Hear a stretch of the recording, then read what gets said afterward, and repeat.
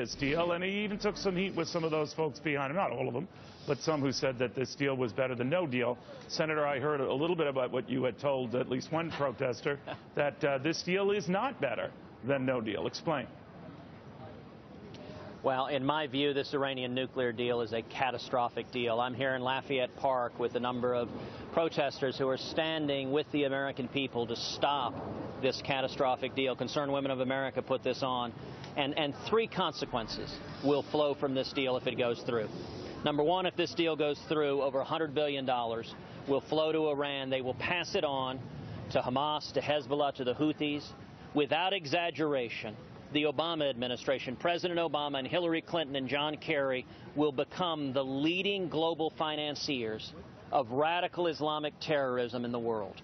That money will be used to murder Americans, to murder Israelis, to murder Europeans. That makes no sense.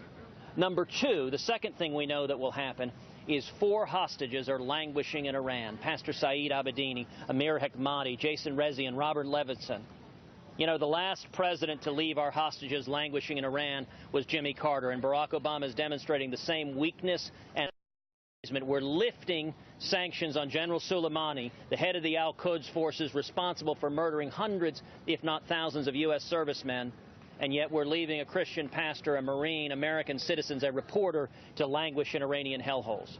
But the third and most consequential, the most consequential result of this deal, if it goes through, is that it will only accelerate Iran's acquiring a nuclear weapon. And the Ayatollah Khamenei is a radical religious zealot who has pledged death to America. The odds are unacceptably high if Iran acquires a nuclear weapon. They would use that nuclear weapon in the skies of Tel Aviv or New York or Los Angeles. All right. Now, a lot else going on today, too, and I don't know where this vote goes ultimately in the Senate, where they get to that 60 votes, Senator, but I do know there's a separate, fiery storm building up over this Planned Parenthood issue. Now, Nancy Pelosi was saying that there's no scandal. I want you to react to this. Nancy Pelosi.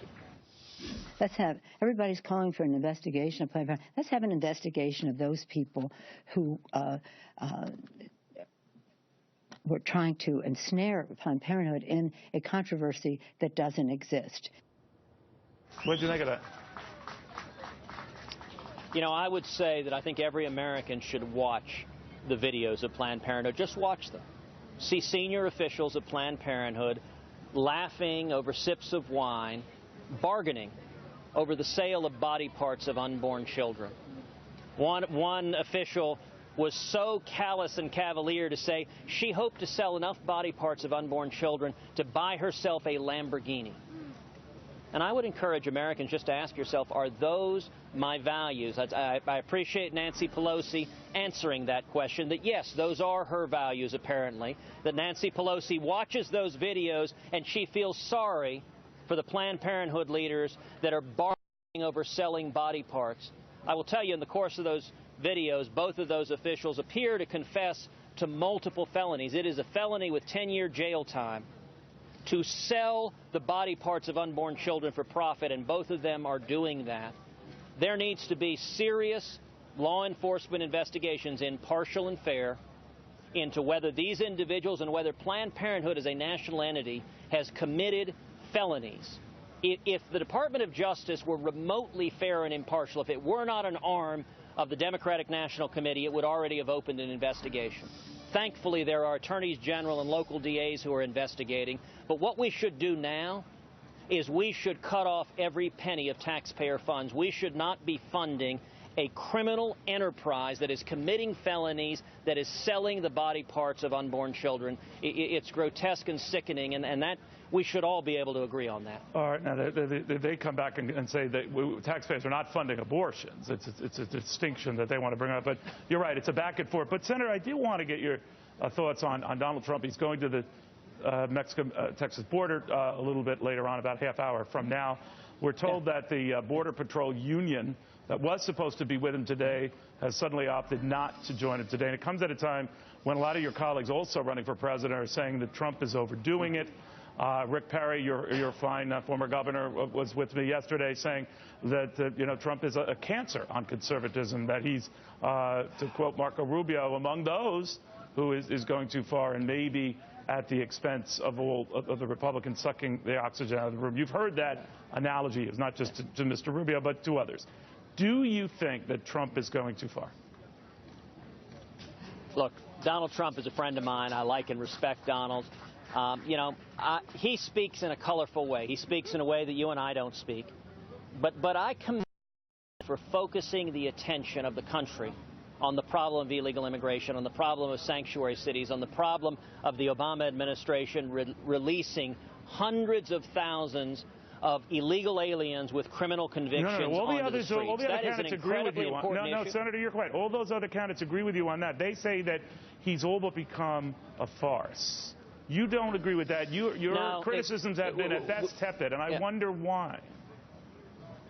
No, with respect, Neil, they don't agree with me on that. Most of the other candidates running have been vocal, aggressive advocates of amnesty. I've been leading the fight against amnesty, no, I'm sorry, leading sir. the I was fight for talking about the securing the reaction borders. to Donald Trump. I apologize for the confusion.